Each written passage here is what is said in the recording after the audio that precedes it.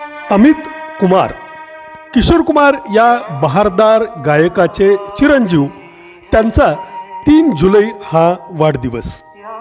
अमित कुमार म्हटलं की आमच्यासारख्या 80च्या दशकामध्ये कॉलेज कुमार असणाऱ्या तरुणांना लव्ह स्टोरी हा कुमार गौरव यांचा चित्रपट प्रामुख्यानं आठवतो.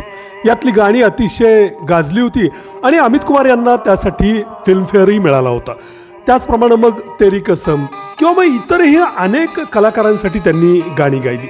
सचिनसाठी गायलेलं बालिका वधू चित्रपटातलं बडे अच्छे लगते है हे गाणंही असंच गाजलं होतं. अमित कुमार हे किशोरदांप्रमाणेच बहारदार असं गायन करायचे.